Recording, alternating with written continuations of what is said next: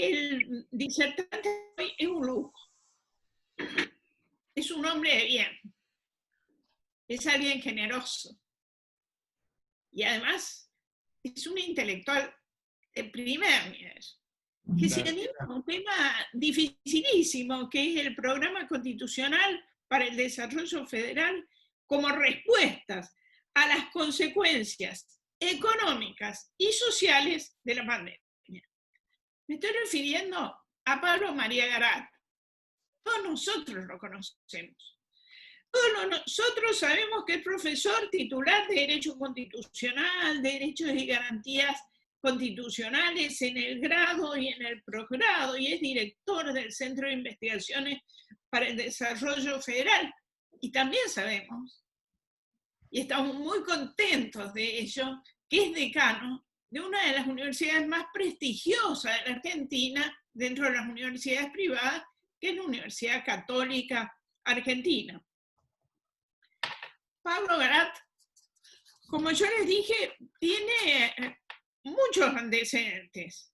Actuó en la Comisión Federal de Impuestos, es asesor de la Administración Federal de Ingreso Público, ha estado en la Organización Federal de Provincias Productoras de Hidrocarburos y ha estado desde siempre en nuestra asociación compartiendo diversos puestos. Y ha obtenido distinciones súper importantes, como el medallón honorífico de la Academia Nacional de Derecho y Ciencias Sociales de Córdoba, como reconocimiento en orden a labor de servicios municipios provinciales, a municipios y provincias, y el premio Provincias Unidas de la Academia Nacional de Derechos y Ciencias Sociales de Córdoba, por su contribución al federalismo argentino. Además, Pablo Garat es un gran cocinero. Entonces, como este es un almuerzo virtual, él va a estar en deuda de invitarnos a todos nosotros a comer cuando estos almuerzos lo podamos hacer en forma presencial. Muchísimas gracias, Pablo, por ser como sos, por estar con nosotros y por animarte a hablar de este tema tan pero tan difícil. Y ahora tenés toda la palabra. Les pido que muchas gracias, Presidenta. Muchas gracias, queridos amigos y colegas, por poder compartir esta, no sé, ya no es tarde, quizá temprano, yo no. Gracias, Graciela, por el recuerdo de lo que a veces intento hacer, sin depender de otro para alimentarme. No sé si soy cocinero. En pandemia esto es bastante útil, eso sí. Bueno, esto casi me genera una situación de pudor frente a lo que pretendo exponerles, tratando de no abusar del tiempo para que podamos conversar al respecto. Plantear después de todo lo que ha anunciado Graciela, todos los temas que nuestros queridos amigos y distinguidos profesores han desarrollado en diversos ámbitos, hablar del programa económico y social de la Constitución Nacional para el Desarrollo Humano y Federal, como respuesta a lo que todavía sigue llamando pospandemia, pero nadie a ciencia cierta sabe cuándo ocurrirá, puede parecer estar un poco alejado de temas tan concretos como el ejercicio efectivo de las libertades públicas, de los derechos individuales, el caso Vicentín, el no funcionamiento de la justicia ni del Congreso. Yo no voy a hablar de nada de eso, porque lo han hecho bien otros expositores y lo seguirán haciendo, porque hay que ceñirse al tema, ni tampoco voy a hablar, como podría inferirse, de derecho y economía de las escuelas, de sus relaciones. Hay un trabajo que creo que es del 2008, del maestro Banossi en la academia, sobre derecho y economía y el sistema económico de la Constitución, que es muy importante. Hay una obra sobre el derecho constitucional económico de nuestro expresidente, el doctor Alberto Dalá. Hay varios trabajos, el último de los cuales publicado en La Nación de diciembre el doctor Alberto García Lema dando testimonio de los artículos claves en los que les tocó participar en orden a su redacción en la Convención Constituyente del 94. Hay trabajos del doctor Guillermo Barrera Uteler, decano de la Facultad de Derecho de la Universidad Nacional de Córdoba, de Alejandro Pérez Walde, en otros aspectos de María Gabriela Ábalos. No quiero olvidar de nadie, pero hay mucho y bien escrito en relación a los temas económicos y sociales en la Constitución. Lo que pretendo hoy, un poco más sencillamente, pero tratando de ir al hueso, es compartir con ustedes, lo voy a dividir en dos partes. Primero, una descripción que para mí es desoladora, advierto, no es para corazones sensibles, y que se refiere a algo oculto en los pliegues de los medios, de los debates, aunque cada tanto aparece en los discursos. Y esto es el abandono de la generación de los bicentenarios. Yo llamo generación de los bicentenarios a los niños nacidos entre 2010 y 2016, que hoy tienen entre 4 y 10 años, y oficialmente el 50%, pero ya en proyección el 60% de ellos son pobres o indigentes. Y podríamos hablar de los que nacieron antes del 2010 e inmediatamente después del 2006 como una generación completa, absolutamente abandonada por la dirigencia política y sectorial, no está en la agenda pública, y cuando está para debates académicos, universitarios, o análisis propios de las ciencias sociales, obviamente. Están en las estadísticas. Pero claro, hay un lugar en donde no están en el padrón. Los niños no votan. Y como los niños no votan, yo he llegado a la conclusión de que los niños no cuentan. Pero esto es grave para el futuro de la nación, y por eso la primera parte la voy a comentar sobre un par de gráficos que voy a compartir en pantalla con ustedes después. Como estoy seguro de que la conclusión de esto, con todas las opiniones que pueda haber, es de todas maneras desoladora, después quisiera, como un aporte esperanzador, comentar que creo que la respuesta a ese desafío sigue estando en el cumplimiento del programa económico y social de la Constitución, el programa federal económico y social de la Constitución. Entonces, para no demorarme más, voy a compartir ya con ustedes este gráfico. ¿Se ve bien? ¿No? ¿Alguien me puede señalar si lo están viendo? No. Bueno. Tendrás que No poner se ve compartir nada. pantalla. Tenés que poner compartir En pantalla, pantalla. Pablo. El problema es que el anfitrión me tiene inhabilitado para compartir. No sé quién es el anfitrión. Si sos vos, Graciela, tenés que habilitarlo a compartir pantalla. Inés,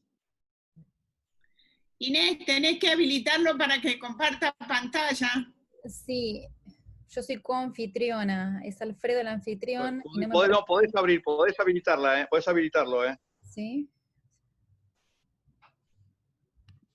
Yo lo voy a hacer desde la mía. A ver, Si no. Pablo, fíjate ahí si podés.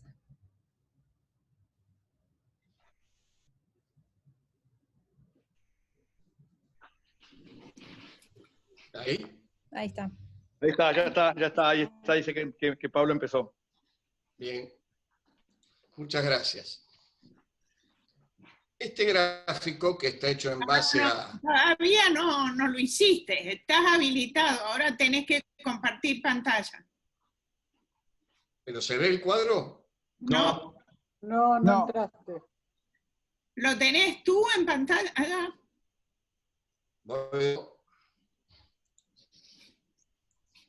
¿Ahí? No, ahora sí. Ahí. ¿Está? Sí. Bien. Bueno, superamos, como le pasó al doctor Contegrán, estamos tratando con buena voluntad de superar estos desafíos de la virtualidad. Por suerte, son nada más que dos gráficos. Este gráfico, que va desde octubre del 80 a diciembre de 2019, es el gráfico del drama argentino. Es lo que los argentinos hemos hecho con nuestra patria, drama que, para que no termine en tragedia, debería exigir un gran esfuerzo de la dirigencia política y sectorial más allá de la pandemia. Con esta manito que creo que se ve, voy viendo lo siguiente. Primero, este gráfico podría irse hacia atrás y llegar a la crisis del 75, más o menos sería lo mismo. Aquí estamos frente a lo que fue la crisis de la deuda heredada por el doctor Alfonsín cuando asume. La pobreza estaba creciendo, 83, 84, 85, como consecuencia del Plan Austral.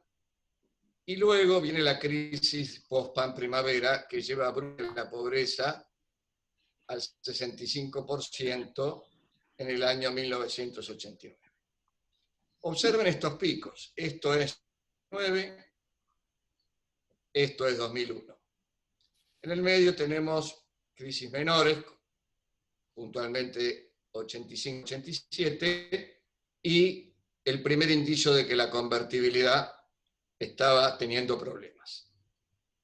Ahora bien, de la de 65% de pobres en el 89 y la explosión del 2001 con el 74% de pobres, se salió de dos modos que todos recordamos.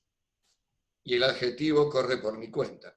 Con la ficción de la convertibilidad, un peso valía $1 y que eso sería para siempre, y con la ficción del viento de cola, de los commodities, viendo que esto también sería para siempre, sin hacer reserva alguna de esas divisas que ingresaban al país. Señalo esto porque aquí en el final, este 35% que ya es 40 y en camino a ser 50 y en camino, según el consenso económico, a superar el pico del 2001, no tiene en principio ni algo parecido a la convertibilidad, por lo menos, ni tiene con seguridad ningún viento de cola. No hay más crédito por el momento cuando esto deba afrontarse, no hay tampoco posibilidad de incrementar la ya agobiante presión impositiva y no habrá posibilidades de seguir emitiendo al ritmo que se lo está haciendo ahora. Es decir, que acá, en este punto del borde derecho, estamos en un incógnito. Ahora bien, saco esta línea gris punteada abajo, que es la pobreza estructural crónica, que ya está en el 25%. Estos son los pobres atrapados, la pobreza que cada vez son más pobres. Y aquí no figuran, pero están empezando a aparecer hacia la derecha, los nuevos pobres, que son hijos de la pandemia y que son los trabajadores informales, los cuentapropistas, la clase media profesional con poco empleo, los nuevos desempleados, que nunca han sabido qué significa ser pobre. No están acostumbrados ni siquiera a pedir, nunca reciben un plan. Ahora bien, voy a pasar a otro gráfico.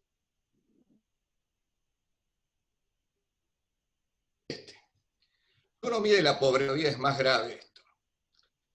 Los colores representan distintos semestres de diversos años. Entre el primer semestre, ¿se ve? No. No parece, no parece. Un minuto.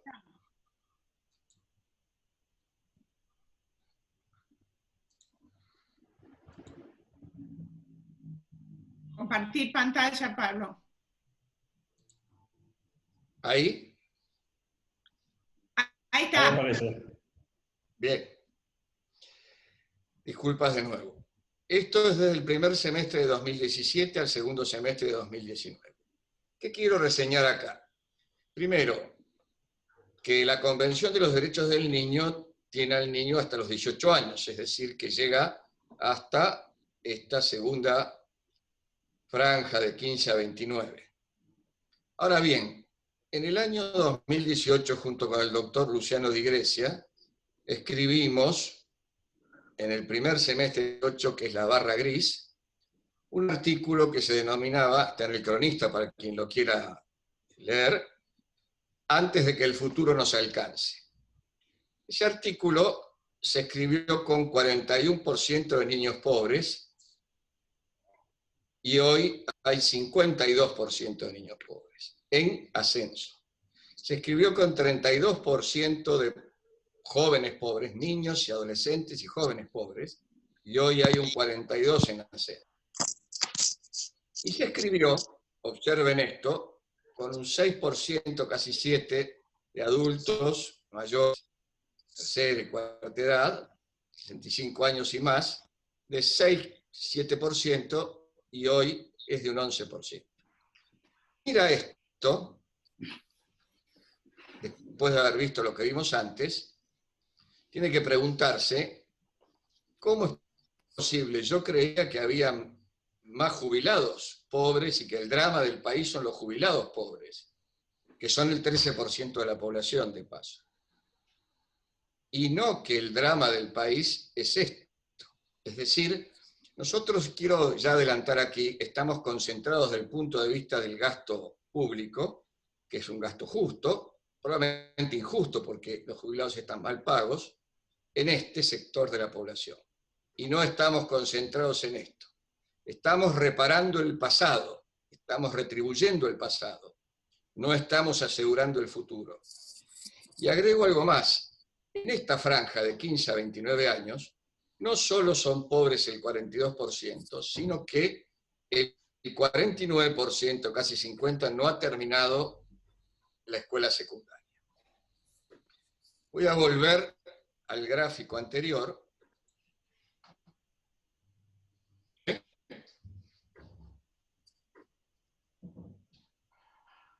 ¿Se ve? No.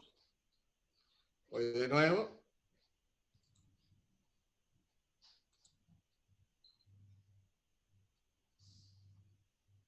Disculpas.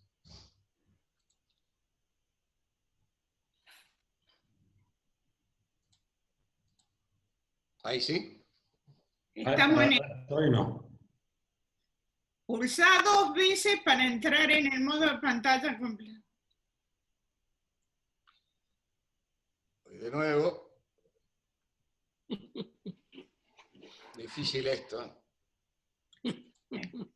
Bueno, no importa. Lo que les voy a decir, puedo decirlo sin ir la pantalla, aunque lo intentaré una vez más. ¿Eso se ve? Eso sí, pero falta el gráfico. ¿Se ve esto verde? No. No, se ve no. pantalla negra. Cliquea en el gráfico. Pantalla negra se ve. Bueno. Ahora se ve a Ragazzi. Última vez. ¿Ahora? Bochado. Ahora sí, ahora sí. Bueno. ¿Sí o no? Sí, recién se veía. ¿Ahora? Casi lo lográs. Bien, ¿se está viendo? No, ahora no, desapareció. Es que alguien me dijo no. Esto es un trabajo en equipo. Vamos de nuevo. Tenés que verlo vos también, el gráfico. Sí, sí.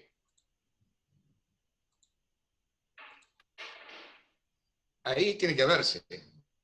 No, se ve un cartel que dice Pablo Agarate ha iniciado la función de compartir pantalla.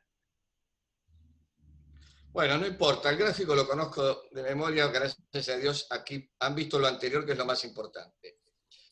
Bien, queridos amigos, lo que quiero señalar esto, lo que estarían viendo en el gráfico que no puedo mostrarles, es que en el mismo momento en que se produjo el mejoramiento de la situación post-crisis de 1989, y en el mismo momento en que el viento de cola nos llevaba aparentemente a superar la crisis del 2001, y donde la pobreza bajaba, no la pobreza estructural, pero la pobreza bajaba hasta niveles del 30% aproximadamente, la pobreza infantil seguía teniendo la misma proporción y seguía sin ser atendida. Pero ahí nosotros tomamos como instituciones, el Congreso de la Nación, y sin ninguna oposición, tomó dos decisiones. La primera fue la privatización en 1994 del sistema jubilatorio, pensando que hacia el año 2000 el déficit estructural del sistema previsional iba a poder ser atendido en lo que quedaba como régimen estatal de reparto. Eso no solamente no ocurrió, consecuencia de que no ocurrió, debieron realizarse los llamados pactos fiscales por los cuales las provincias, a razón de pesos convertibles, aportaron por año 10.000 millones de dólares, o sea, a su vez, para atender el llamado laberinto de la coparticipación, destinado a sostener el déficit estructural del sistema previsional. Esto además traccionó la deuda pública y nos llevó en el 1999-2001 a una situación insostenible entre déficit estructural del sistema previsional, deuda pública y atención del gasto que se había disparado al 26-27% del Producto Bruto. Cuando salimos de eso, el viento de cola llevó a pensar que podíamos incorporar, cosa que se hizo en 2006-2007, a los excluidos del sistema previsional, los que no tenían suficientes años de aportes o los que habían quedado en el sistema de reparto, o que habían sido perjudicados de alguna manera por el desempleo de la crisis, y se sumaron al sistema 3 millones más de beneficiarios. Esto además, en el año 2016, con el último gobierno del ingeniero Macri, se incrementó en 1 millón más de beneficiarios.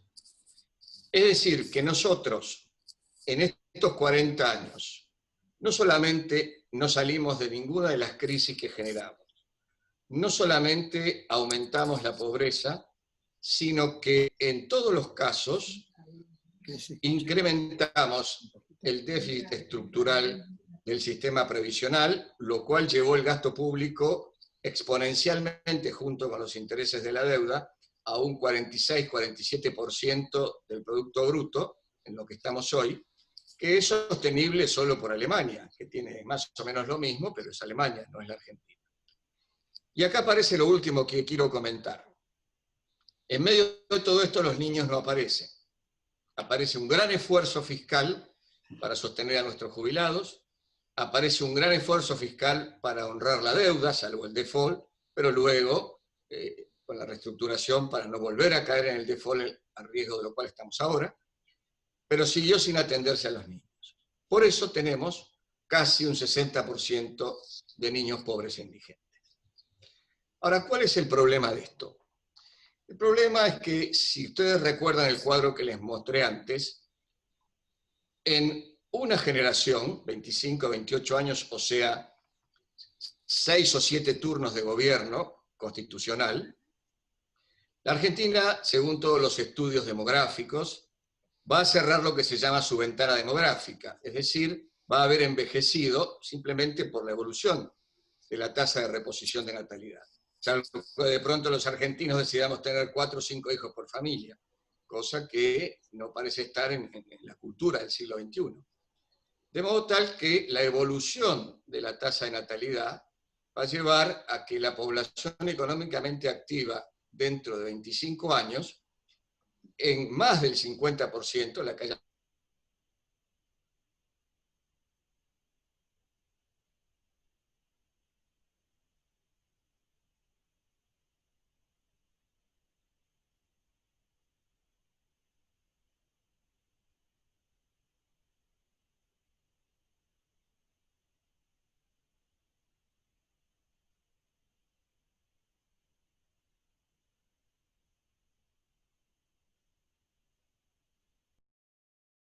compensar con migraciones. Pero si esto va a ser así, hay que preguntarse cuál es la política migratoria que en el marco de la Constitución, absolutamente abierta, se va a resolver en aquel momento, antes o ahora. Es decir, la Argentina está pensando en su agenda anotada, como diría Enrique Zuleta Pruseiro, está pensando en esto, en los niños que no votan y cada vez son más pobres, en los niños que no están educados, en los niños que son el futuro de la población económica activa, que deberá sostener a una población pasiva absolutamente y exponencialmente incrementada, y que necesitará, si la ciencia continúa avanzando, cada vez más recursos para atender sus saberes, jubilaciones y pensiones. Este es el desafío que impacta directamente en la sustentabilidad fiscal intergeneracional y es el desafío para el desarrollo económico de nuestra nación. Por eso, termino esta primera parte muy brevemente y haré rápidamente la segunda. Por eso, desde este punto de vista, tenemos hoy problemas muy graves en nuestro presente. Pero los problemas son mucho más graves en nuestro futuro, porque todo esto que yo he señalado es con datos de diciembre de 2019. Cuando salgan a la luz los datos de diciembre de 2020, todo esto se habrá acelerado geométricamente. Y por lo tanto, si antes nos costaba pensar e imaginar la solución a este desafío de 40 años de fracasos, más nos va a costar afrontar los próximos 25 años, que pasan rápido, ¿eh? Fíjense que si nosotros nos ubicamos 30 años atrás, estamos hablando de cuando afrontamos la crisis de 1989, pensando que la convertibilidad nos iba a salvar para siempre. Y sin embargo eso no ocurrió. O 20 años atrás pensamos que el viento de cola nos iba a salvar para siempre. Y eso no ocurrió. Y ahora no habrá ni convertibilidad ni viento de cola. Habrá mucho dolor, mucho sacrificio y mucha necesidad de estadistas para que asuman esta grave responsabilidad. En este sentido, me parece a mí, 10 minutos más, no más, que la Constitución no tiene solamente un programa, es decir, no tiene solamente enunciados programáticos en materia económica y social. Voy a remitir para eso, insisto, a las obras del doctor Banossi, del doctor Dallavia, del doctor García Lema, del doctor Barrera Buteler, del doctor Pérez Walde, y muchos más que han trabajado muy bien esta materia. Pero sí voy a hacer algunos subrayados. A mí me parece que la Constitución, que tiene una clave bien señalada así por el doctor Dallavia en un artículo, así como por el doctor García Lema en su último artículo de diciembre, que es el artículo 75, inciso 19. Nosotros tenemos una matriz originaria de impronta iluminista y liberal en materia económica.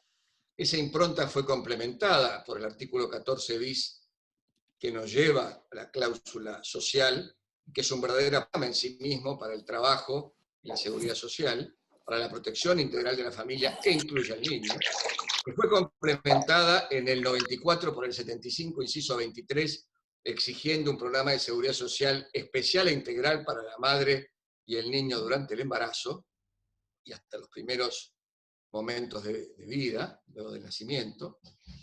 Y tenemos también todo un programa que en materia de relaciones fiscales federales es una hoja de ruta para indicarnos cómo resolver no solo el tema de la coparticipación, sino cómo vamos a distribuir los recursos escasos de manera que en todo el país haya un equivalente grado de desarrollo, calidad de vida e igualdad de oportunidades que nos pide el 75.2 y el 75.6 al momento de discutir el presupuesto general de la Nación. La Constitución es muy operativa, además.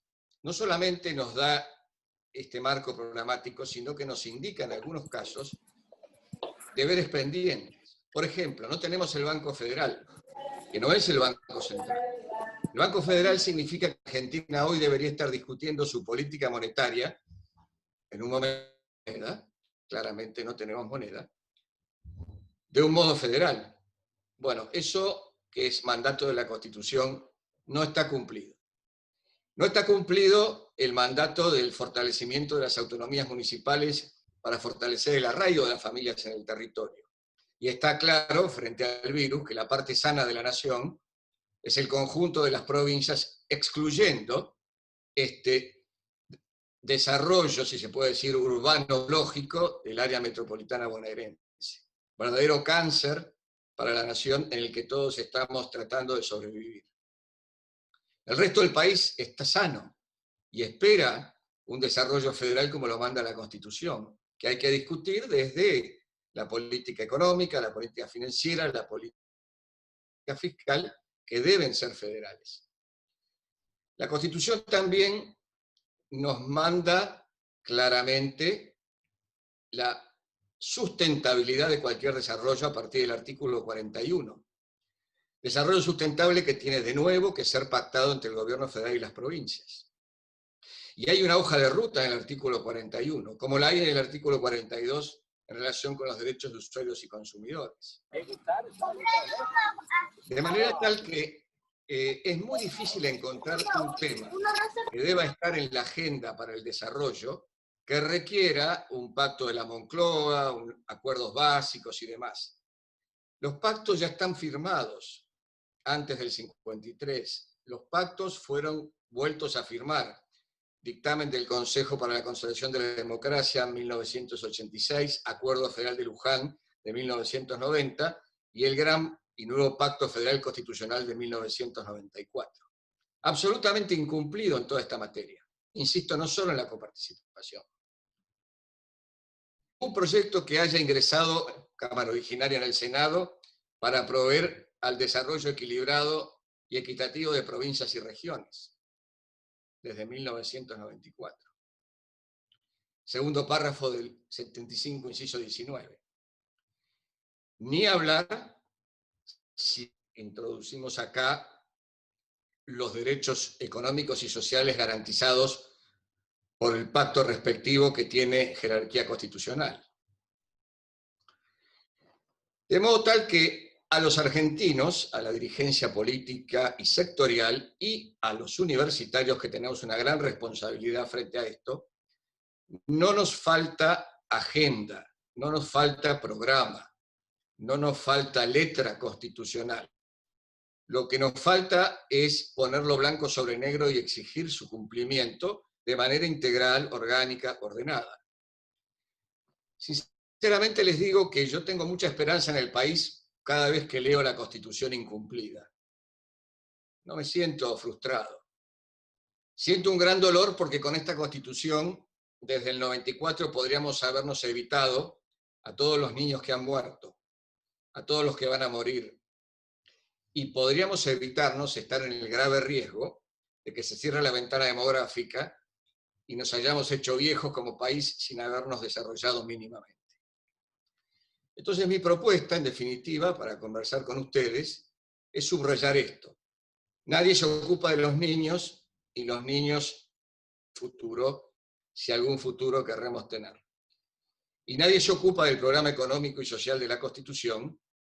Nos estamos ocupando de otras cuestiones de la Constitución, como ustedes han señalado.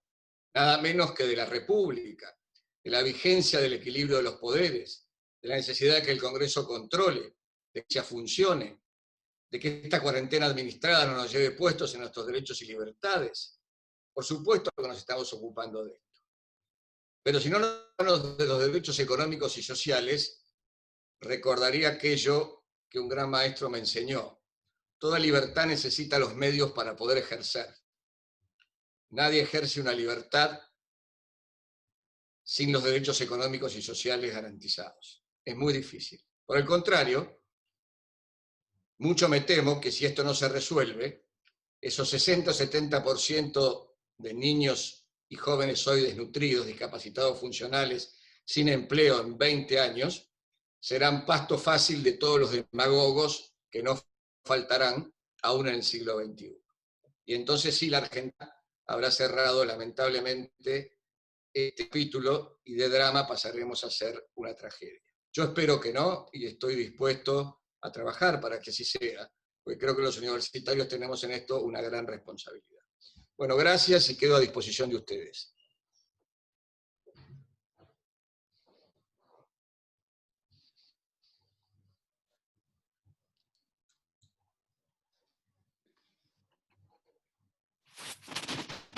Gracias, Pablo, por tu excelente presentación. No digamos que es una presentación propiamente alentadora, ni tampoco para levantar el ánimo en este momento, pero deja vestigios y por supuesto nos deja con una responsabilidad inmensa a todos aquellos que hoy ocupamos puestos de relevancia o a todos aquellos que somos doctrinarios, a todos aquellos que podemos hacer algo, poquito, más o menos, por el futuro de la Argentina. Y con esto, y mis más cálidas felicitaciones por lo bien que expusiste, Pablo, por lo concreto, por lo rápido, y por lo maravillosamente bien presentada que estuvo tu tesis. Los dejo con las preguntas y hablo a la lista de oradores para ver quién quiere hacer alguna pregunta al doctor Garat. Pido la palabra. Julio César Rivera. Sí. Bueno, ¿te podemos ver, Julio? No, porque no tengo corbata y vos me retás. Para mí está bien, Julio. Un abrazo. Bueno, ante todo, la verdad es que doble, digamos, mérito de la presentación. La primera, por destacar la interacción que existe, obviamente, entre el derecho y la economía, y la segunda, por lo impactante de la exposición de la situación de la juventud y la niñez en la República Argentina, que muchas veces pasa desapercibida, como lo ha dicho Pablo. Realmente, el primer cuadro ese con las cifras, los porcentajes de juventud pobre y de niñez pobre, es realmente impactante. Y creo que es, en definitiva, la consecuencia de 70 años de retroceso permanente de la República Argentina. Hoy leía en el diario que se cumplía un aniversario de la muerte de Gianni Lunadei, que era un comediante, pero que vino de Italia cuando tenía 13 años. Para él fue como venir al paraíso, lo que era la Argentina de los años 50, en la posguerra. Lo feliz que se sentía porque estaba viviendo en este país tan propio y con tanto futuro. De modo pues que realmente es una presentación choqueante, yo diría. Y me alegro de que tengas esperanza. Nosotros, que probablemente ya somos más grandes, las hemos ido perdiendo. No creo que realmente la Argentina pueda emprender, por lo menos rápidamente, el camino hacia su recuperación.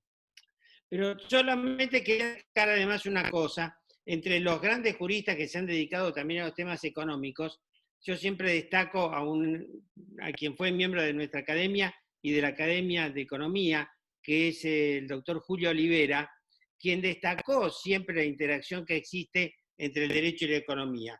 Y si me permiten, voy a leer un pequeño párrafo de una de las últimas comunicaciones que presentó a la Academia Nacional de Derecho, en la cual el doctor Olivera dijo: puesto que la justicia, función esencial del derecho, es, desde el punto de vista económico, un bien público, la tasa de crecimiento económico de un país depende de su grado de juridicidad. Por lo tanto, dado que en una economía global los recursos se mueven desde los países de crecimiento lento hacia los países de crecimiento rápido, podemos inferir que en un contexto de globalización, a igualdad de las demás variables que regulan la tasa de crecimiento, los recursos se desplazan de los países de baja juridicidad a los países de alta juridicidad. Y la verdad es que los ejemplos que nosotros estamos viendo en la República Argentina en los últimos tiempos nos permiten descartar que seamos calificados como un país de alta juridicidad. Con lo cual, me parece que lamentablemente por mucho tiempo no vamos a poder emprender el camino de la recuperación, ni de la juridicidad, ni del bienestar económico. De todos modos, muchas gracias, Pablo, por tu exposición, que ha sido realmente excelente desde todo punto de vista. Muchas gracias, Julio. Gracias por el recuerdo del doctor Olivera, sin duda una referencia absolutamente de primera línea en la relación del derecho y la economía, y en la economía sin duda, además del derecho. Y una sola, me permitís, lo que acabas de señalar me permite lo siguiente. Si nosotros no nos hacemos carne, no encarnamos el económico y social institución, no hay juridicidad posible, no hay seguridad jurídica, porque las leyes se pueden cambiar rápidamente, pero lo que está mirando cualquier inversor nacional o externo es cuánto respetamos las reglas en materia económica de la Constitución. Y esto es otro pendiente. Muchísimas gracias, Pablo, por la aclaración. Quiero hacer saber a todos que tenemos con nosotros la presencia de una constitucionalista mujer, inteligente y mendocina, que es la doctora María Gabriela Ábalos, a quien le doy la bienvenida. Además, es jueza en la provincia de Mendoza. Tengo muchos pedidos de palabra, entre otros el doctor Daniel Sapsay y, bueno. Doctor García Lema está pidiendo la palabra. García Lema también está pidiendo la palabra y Alberto García también. Entonces, en ese orden, Daniel Sapsay, Alberto García Lemas y Alberto Dallavilla. Y por el chat vayan pidiendo la palabra. Doctor Daniel Sapsay.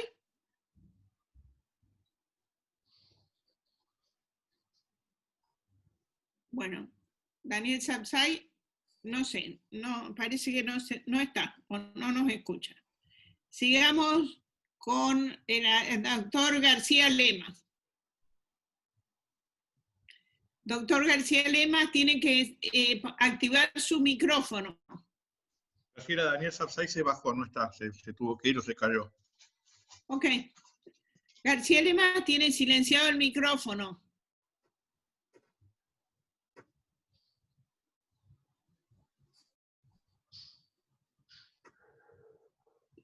Inés, ¿le podés dar una mano?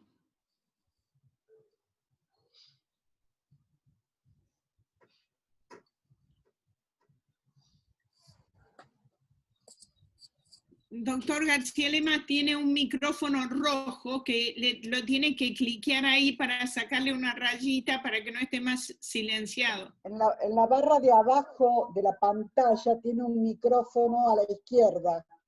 Ahí tiene que cliquear para activar el micrófono. Tiene una barra roja, hay que activarlo.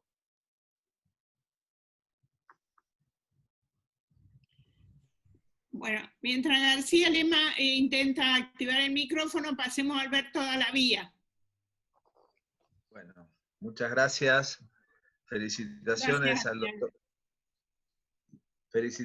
al doctor Garat por la exposición tan completa y vinculando tantos temas. Mi pregunta está vinculada a una afirmación que el doctor Garat hizo en el federalismo y que es el problema de Buenos Aires y el país, como diría Félix Luna, de la gran conglomeración que representa Buenos Aires, y esto también, y el área metropolitana, esto también es un tema que ha venido increciendo en los últimos años.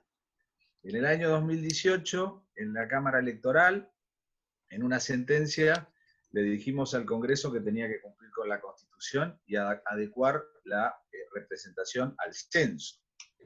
Nosotros tenemos, la provincia de Buenos Aires tiene actualmente 70 diputados. Si aplicáramos el censo vigente tendría que tener 100, y muchas provincias del interior tendrían que tener menos. Es decir, el país se ha seguido concentrando.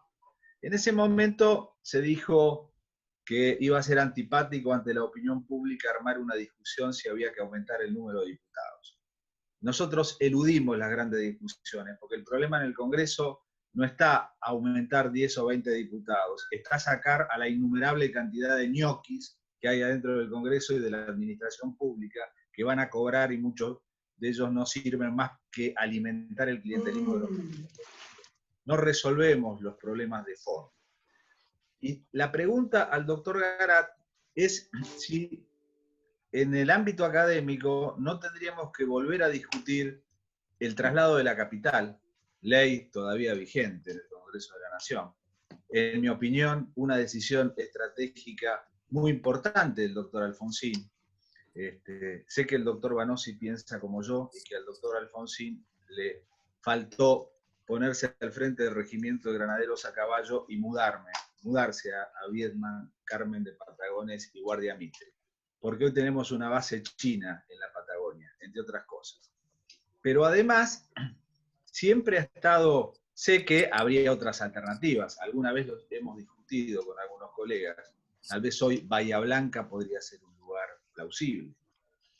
Pero otra discusión es el AMBA, el área metropolitana frente al resto de la provincia de Buenos Aires. ¿Va a ser viable el federalismo en la Argentina si seguimos teniendo el 40% de la población agolpada en un espacio central del territorio? Solamente pongo un ejemplo que todos ustedes conocen. La provincia de Buenos Aires recauda el 34% de los impuestos y recibe de coparticipación un poco más del 20%. ¿Cómo vamos a poder discutir la coparticipación federal en serio en ese contexto? ¿Qué provincia está dispuesta en el ámbito del federalismo argentino a darle su parte a la provincia de Buenos Aires o a la capital federal? Es más, todos piensan que hay que sacarle, no hay que dar. Alguna vez tuve la oportunidad de discutir esto con el senador Menem en un seminario en Alemania sobre federalismo. Estaba el doctor Banossi también, Rodríguez Gavarini y otros. Y yo le decía, ¿habrá algún gobernador o algún senador dispuesto a cederle su parte en la coparticipación a Buenos Aires? Y me dijo, no se equivoque, doctor, con toda su experiencia parlamentaria. No hay ninguno que esté dispuesto a volver sin ganar un punto. Entonces, la pregunta del doctor Garat es, estamos en el medio de una epidemia, estamos en una tragedia y en el medio de una emergencia. Los datos que usted nos muestra avalan todo eso. ¿No será momento de pensar en la redistribución geográfica de la Argentina y discutir los temas en serio? Muy corto para que todos puedan comentar y opinar. A ver, primero, cuando el presidente Alfonsín dijo vamos hacia el sur, el mar y el frío, yo me sentí muy convocado, no solamente por mi compromiso que ustedes conocen con Tierra del Fuego, sino porque el centro del país no es Córdoba, el centro del país es Tierra del Fuego, si es que creemos que tenemos derechos en el Atlántico Sur. Y esto no lo enseñamos a los niños. Estoy dispuesto a discutir y a ser parte de un debate siempre académico y político, incluso institucional, sobre el traslado de la capital. Pero me parece que el traslado de la capital, en su caso, eventualmente, debería ser parte de un plan completo que a partir del programa de la Constitución los argentinos estemos dispuestos a plebiscitar, diría incluso, a apoyar absolutamente. Y creo que hasta ahora no teníamos una oportunidad. Y efectivamente, como señala el doctor Aravío, como insinúa o como afirma, me parece que este doloroso momento que estamos viviendo va a ser una gran oportunidad para el país federal nuevamente. Porque justamente el 25% de la población que vive a escala humana y que todavía no ha migrado a las capitales de las provincias, y el 60% de la población que no vive en los 3 o 4 grandes aglomerados urbanos, me parece que son el futuro para proponer con la Constitución en la mano, insisto, un programa efectivo de desarrollo con las características que a partir del federalismo tiene cada uno de nuestras provincias y la ciudad. Pero acá encuentro dos dificultades. Primero, la política. La política, y cuando digo la política me refiero al presidente, a los senadores, a los diputados, a los gobernadores y a los legisladores. No me consta que estén pensando en esto. Sí, muchos de ellos. No me consta que estén mayoritariamente. Hay otros temas, hay otras agendas, hay otras necesidades. Y por eso señalé en la primera parte de mi exposición que lo que nos podría pasar es creer que vamos a salir de esta crisis como en 1991 o como en 2002. Porque habremos perdido tiempo. Subrayo este tema. Creo que no nos quedan más 7 u 8 turnos de gobierno. Muchas gracias, Pablo.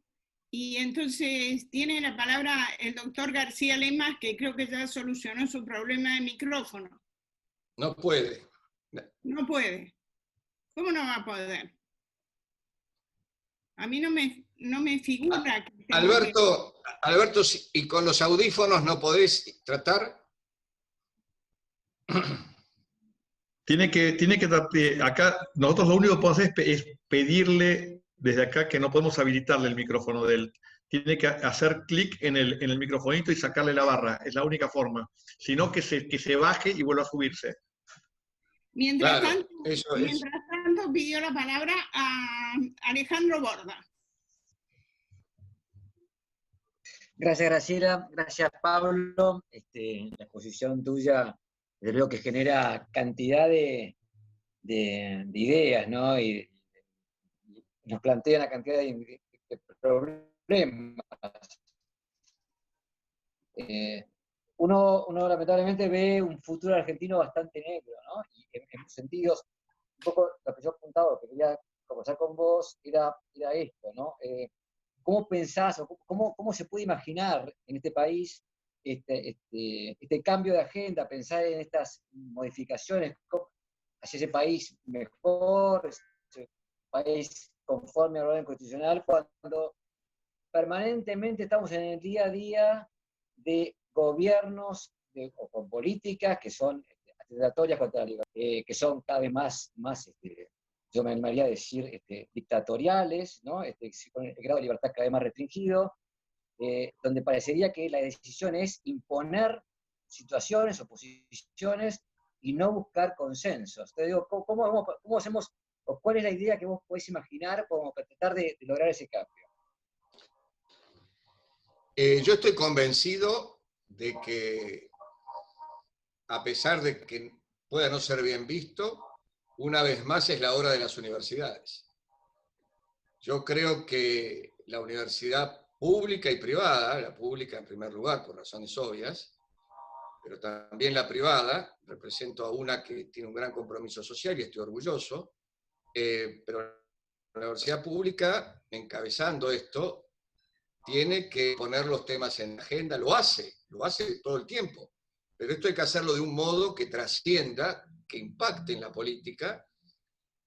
Yo creo que es la universidad el marco referencial, y no teórico, sino práctico. Nosotros los constitucionalistas tenemos que enseñar que hay una hoja de ruta, no solo un programa, ante todos y cada uno de los temas. A ver, la respuesta al tema de Vicentín fue una respuesta constitucional, pero la respuesta a la reforma tributaria también tiene que ser una respuesta constitucional.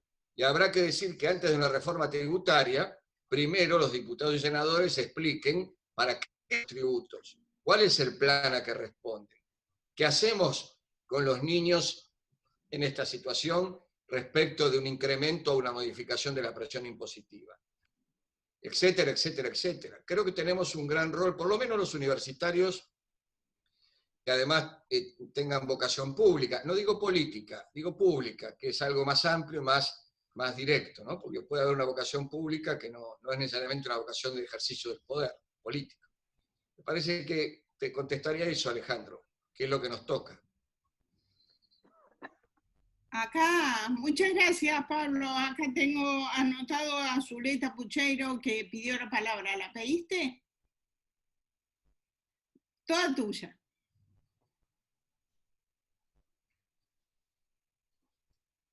Graciela. ¿Sí? Me acabo de comunicar por teléfono con el doctor García Lema. Él está marcando reiniciar audio en su pantalla, pero no le funciona. Entonces habría que ver si no está bloqueado. No, tiene que salir y volver a entrar, Alberto. apagar y volver a entrar. Sí, desconectarse y volver a ingresar, porque es un problema de la máquina con la conexión de él. De acuerdo. Supongo que habrá escuchado, así que ya lo estará haciendo. Sí, ya se desconectó. Bien. ¿Puedo hablar? Lo Sí, estamos Enrique. escuchando. Bien, la cuestión es la siguiente. No cabe duda que nosotros tenemos una constitución enormemente joven para los tiempos. No es una constitución que esté atrasada. Tiene casi todos los elementos para poder pervivir en su letra, en su espíritu. No tiene las soluciones porque reflejó una sociedad que es distinta a la actual. Entre otras cosas, no tiene los instrumentos que tenemos hoy que no teníamos entonces. Todos los países federales que funcionan han producido reformas muy importantes, cambiando incluso sus constituciones. Alemania ha metido no menos de 60, 65 reformas en los últimos 30 años, en el sistema federal me refiero. Es decir, es evidente que tenemos hoy, el derecho tiene a disposición muchos elementos que no existían en ese momento. Por ejemplo, la unidad de análisis de desarrollo territorial ya no son las provincias en casi ningún lugar del mundo. Son las regiones en los países unitarios, son las conferencias de gobernadores en casi todos los países federales, una conferencia de gobernadores en México, hay otra en Brasil, hay en Estados Unidos.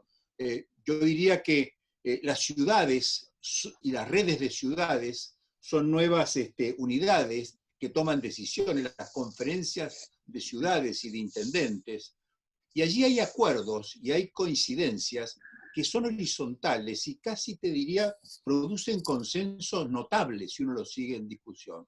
Otra cosa es cuando esto lo llevamos a la política y lo llevamos al Congreso. En el Congreso no están representadas las provincias ni el Senado ni el diputado, están representados los partidos políticos.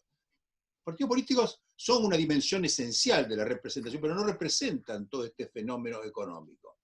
En otro plano, que es en el plano de la información, hoy tenemos datos de Producto Bruto Geográfico, pueblo por pueblo. Hoy sabemos cómo se produce la riqueza, conocemos las cadenas de valor, sabemos qué regiones son productivas, qué regiones son productivas. Sabemos, por ejemplo, que la región que podríamos llamar centro incluido AMBA produce el 78% del producto del PBI, vamos a decir, geográfico, y tiene 71% de la población, o sea que es superávit en productos. Sabemos que la zona de la Patagonia y el sur produce el 10% del Producto Bruto Geográfico y tiene el 6% de la población, y sabemos que el norte tiene el 13% del Producto Bruto y el 23% de la población. ¿Esto qué quiere decir? Los países que tienen esta situación y esta información y esta composición real de la dinámica política y económica han eliminado los sistemas de coparticipación, porque son sumamente distorsivos. Los han replanteado como lo planteaba nuestra Constitución originariamente. Es decir, las regiones, las provincias, las redes de ciudades están en condiciones en la Argentina de solventar su propio desarrollo. Y están en condiciones de crear fondos de cohesión, como se crearon en Europa en los últimos 30 años, para financiar aquellas zonas, particularmente es el NOA hoy en la Argentina, la única zona que es deficitaria, y entonces producir desarrollos mucho más armónicos y devolverle a las provincias no solo los recursos que tienen, sino evitar todo ese giro nefasto que viene de épocas de interrupción constitucional y sigue con épocas democráticas, pero de un profundo autoritarismo. El decreto de necesidad de urgencia no lo inventó Menem. El gobernar así empezó desde la época de Urquiza. Entonces me parece que eso ha ido generando no tanto la macrocefalia solamente, sino también la dinámica que alimenta la macrocefalia. ¿Qué postulo entonces? Un derecho constitucional y una ciencia constitucional y una ciencia jurídica que se haga cargo de las innovaciones, del nivel de información, de los cambios en la dinámica efectiva de la vida de la sociedad y que genere instituciones reforzando y fortaleciendo nuestra Constitución que están en la lógica de los federalismos actuales, particularmente las conferencias de gobernadores, las conferencias de ciudades y las formas de articulación que tiene hoy la riqueza económica funcionando. Si nosotros miramos más eso, vamos a encontrar soluciones y no se las vamos a ir a pedir a los partidos políticos. Ya estuvo el radicalismo 2 veces, ya estuvo el peronismo muchísimas más veces, ya estuvo el centro derecha. Ninguno demostró en ningún momento ninguna voluntad de revisar esa situación. La cláusula del progreso, que es muy bien apuntada como una clave, una promesa, todo un programa, está paralizada y no hay ninguna evidencia ni en el gobierno anterior ni en este gobierno de que eso vaya a ser revisado. Entonces me parece a mí que tenemos que tratar de incorporar estas innovaciones, que algunas, insisto, están en la práctica, este nivel de información que no existía en la época de la Constitución. Saber el producto bruto geográfico, pueblo por pueblo, en el Chaco, en Misiones o en Formosa, era imposible saberlo hace 10 años. Hoy eso se conoce perfectamente. Conocer, por ejemplo, hicimos con Garat, que trabajamos juntos en el proyecto del BID sobre Vaca Muerta. Ahí son 14 ciudades, ¿no es cierto?, que abarcan 2 jurisdicciones, el ecosistema de Vaca Muerta, el ecosistema del Golfo San Jorge, el ecosistema de la Tierra del Fuego. Son zonas interjurisdiccionales que requieren pensar más allá, trascendiendo la división tradicional de nuestra Constitución. Porque si hacemos eso, lo que vamos es a tratar de subsumir una realidad muy rica, muy profunda, muy dinámica, donde la gente está de acuerdo, hay grandes consensos. Y lo llevamos al lugar donde no hay consenso, donde está la grieta, donde está la polarización. ¿Y por qué? Porque está la política, que es una dimensión esencial, insisto, esencial, pero que no es la dimensión que agota o que provee las soluciones a estos problemas, y esto nos lo muestran todos los estados federales que funcionan en el mundo hoy.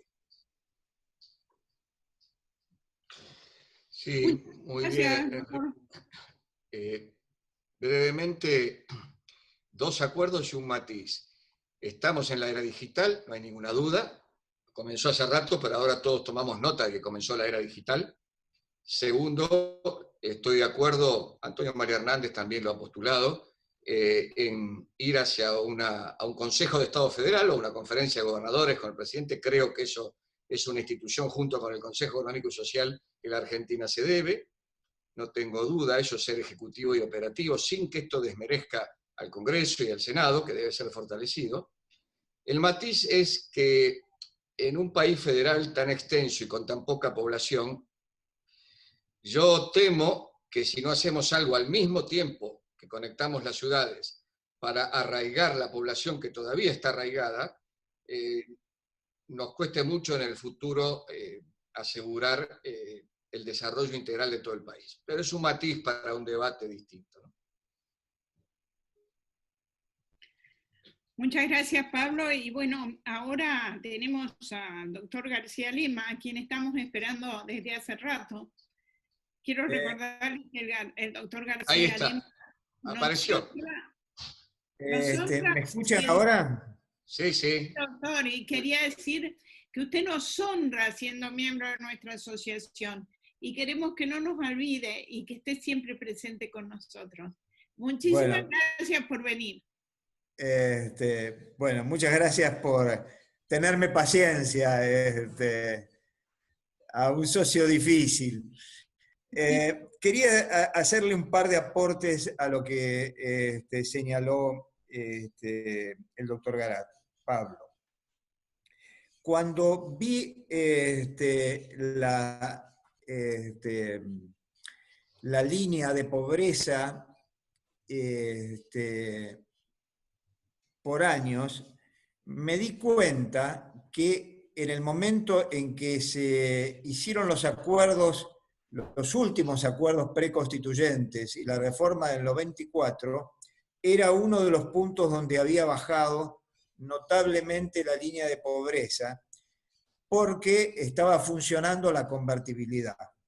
Es decir, estábamos en una situación económica que facilitaba la concertación entre los partidos e inclusive el hecho de poder arribar a una constitución donde se discutió mucho durante la convención, pero en definitiva aprobada y votada por unanimidad. Quiere decir que había una cierta regla de consenso económico, social y político que a mi juicio se rompió fundamentalmente con la crisis del año 2001, porque se malinterpretó la convertibilidad. La convertibilidad, que era un plan transitorio para salir de un proceso de hiperinflación, se transformó en una especie de condición en sí mismo de todo el sistema. Y entonces, al producirse nuevamente una crisis del sector externo que no la pudo resolver ni siquiera el ministro Cavallo, esta vez como ministro de la Rúa, se produjo un colapso de nuestro frente externo y un colapso de la convertibilidad. Entonces, a partir de ahí, creo que todo lo que se había avanzado a ir cerrando una grieta política histórica que había comenzado en el año 30, pero que se había luego agudizado con la irrupción del peronismo y luego con los gobiernos militares, etc. Es decir, había un proceso de convergencia política que estaba generando un proceso de convergencia económica y social. Entonces, la pregunta que hoy tendríamos que hacernos es cómo recreamos condiciones de un consenso para cerrar la grieta y al mismo tiempo para poder hacer una programación económica que permita llevar adelante el programa de la reforma del 94 si todavía es válido. Y para esto simplemente tengo una sugerencia para hacer. Tenemos bastante esperanza en un Consejo Económico Social. Yo creo que esa esperanza en un Consejo Económico Social, digamos, por suerte no se está implementando ahora, porque en un momento como el que estamos viviendo, el nivel de las necesidades y de las pretensiones que todo el mundo tendría que poner arriba de la mesa, rompería cualquier posibilidad de implementar un Consejo Económico Social como programa de mediano y largo plazo. Entonces, mi propuesta es una propuesta mucho más modesta y quizás más difícil de implementar porque hace al desarrollo federal, que es el tema de Pablo, que es transformar los clústeres provinciales, regionales y nacionales, transformar los clústeres como asociaciones de empresas públicas y privadas, transformarlos en mini consejos económicos y sociales a nivel municipal, provincial y regional. Es decir, que el Consejo Económico Social no venga desde arriba hacia abajo, sino que venga de abajo hacia arriba. Los clústeres van a permitir, a su vez, ayudar a descentralizar el AMBA. Si nosotros no descentralizamos el AMBA, sea con lo señalado por Alberto Dallavía, mudando a la capital, o sea, ir progresivamente descentralizando la capacidad productiva a través de los parques industriales, a través de un proceso que inclusive se puede dar y se puede aprovechar en esta pandemia, porque la clave del proceso en la pandemia es manejar el proceso de circulación de personas y bienes. Entonces, los clústeres pueden estar actuando en este momento como un factor de desarrollo de base que sirva luego para llevar a un factor de desarrollo de arriba. Todo esto, por supuesto, dentro de una programática republicana, democrática, en conciliación entre los principios de la libertad y la igualdad y la no discriminación, que es la base teórica de nuestra Constitución histórica, más los agregados que se hicieron en la reforma del 94. Gracias, doctora. Gracias, doctor. Gracias, Alberto. Bueno, si nadie no hay ningún orador más, ¿alguien para preguntar? Les quiero contar, antes de dar por cerrada... Daniel Vito lo había pedido, Daniel Vito Graciela. lo pidió. Está bien, se la doy a la palabra a Daniel. Y yo Mientras también, tanto Daniel. les voy contando que la próxima charla en un almuerzo que va a ser a fin de mes va a estar a cargo de Arturo Alessandri, que ha sido presidente del Colegio de Abogados de Chile. Y ustedes saben lo tremendo que es la situación en todos los aspectos en Chile ahora, entonces desde el punto de vista del derecho comparado es muy importante hablar de Chile y su encrucijada constitucional. Daniel, tienes la palabra. Bueno, muy breve porque ya es muy tarde. Bueno, yo ya por el chat lo dije, las felicitaciones a Pablo, me parece interesantísimo el planteo, datos contundentes, muy impresionante esta visión.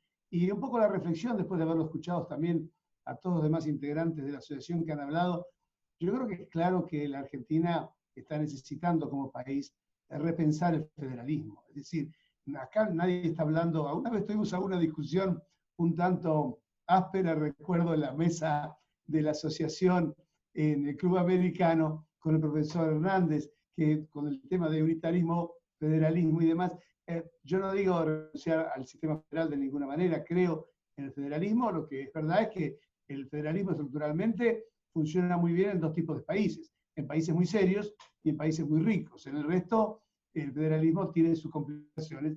Y yo digo, sin renunciar al federalismo ni a lo que es el origen de nuestra organización nacional, de nuestra identidad, lo que es claro es que el federalismo fundante de la República no puede ser considerado a los mismos alcances en un mundo globalizado como el actual y en una realidad como la actual.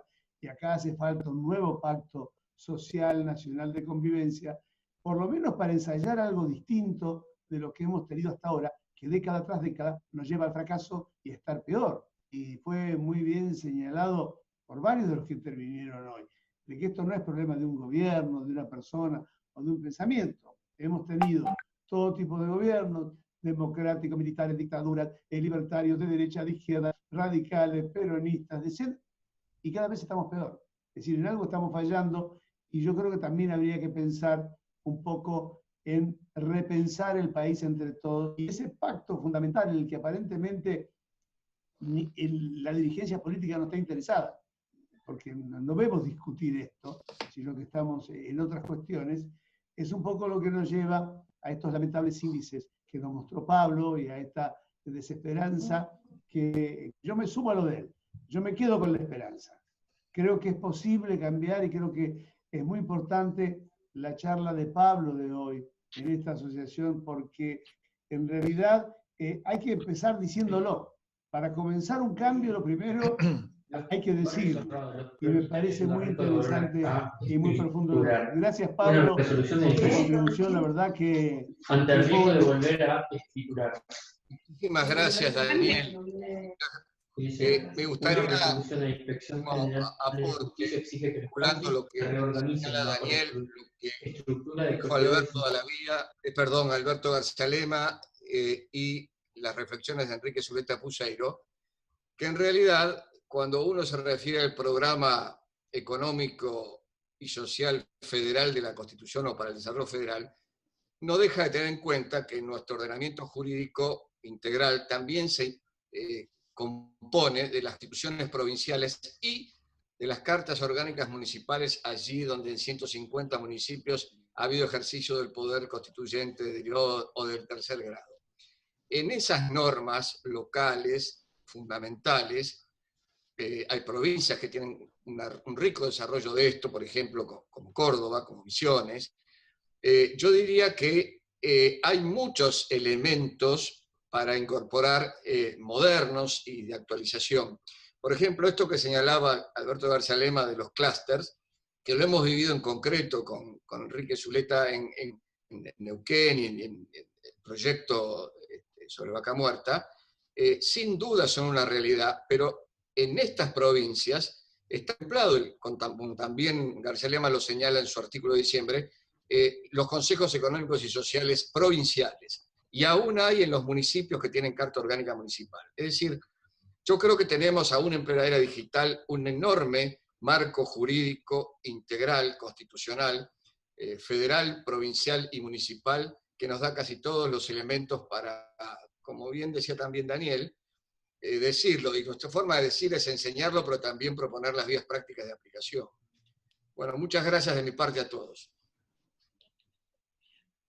Gracias de mi parte a todos y fundamentalmente al doctor Garat porque ha traído un resumen exacto de la realidad argentina y a la vez un mensaje esperanzador para todos aquellos que creemos en la facultad, porque él dijo que una de las formas de luchar es desde la facultad y desde la enseñanza. Y yo comparto plenamente esto y también advierto que los datos que él trajo a la mesa son datos sacados de una universidad seria. Muchísimas gracias a todos por estar a la hora del almuerzo y sin comer, y espero verlos dentro de 15 días cuando el doctor Alessandri nos hable de Chile y su encrucijada constitucional. Graciela, gracias, Graciela. Gracias, Pablo. Un segundo, no se vayan, que tengo una buena noticia para darles. Hace menos de 5 minutos, el jurado que interviene en la competencia de alegatos en materia arbitral en la Universidad de París ha declarado ganador al equipo de la Facultad de Derecho de la Universidad de Buenos Aires, integrado por 3 chicas, todas estudiantes de la UBA, y entre los coaches estuvieron la doctora Ana Julieta y Julio Rivera Hijo, ambos miembros de nuestra asociación. Así que bueno, esto revela, quizás como lo decía Pablo, el importante rol que siguen cumpliendo las universidades, y bueno, que nuestras chicas, les quiero decir que ayer ganaron a Sorbonne y a Rennes, y hoy le ganaron a Créteil la final, con lo cual las 3 chicas van a ser beneficiarias de una pasantía en Clifford Chance París. Qué bueno. Felicitaciones. Antes de cerrar, les quiero dar una última noticia. La doctora Alejandra Rodríguez Galán aportó material sobre la situación de la mujer en Rusia, que está en la página web de la asociación a disposición de todos y que pertenece a la charla que ella dio el año pasado. Muchísimas gracias, Alejandra, por tu invalorable aporte. Muchas gracias, Graciela, y bueno, muy contenta de estar acá hoy con todos y agradecerle a Pablo su dimensión humanista, que es maravillosa. Gracias, Alejandra. Muchas gracias, Pablo. Gracias a Graciela. Gracias a todos. Nos Gracias vemos. a todos. Adiós. Nos vemos. Cuídense mucho. Hasta luego. Sí. Hasta la próxima. Hasta luego.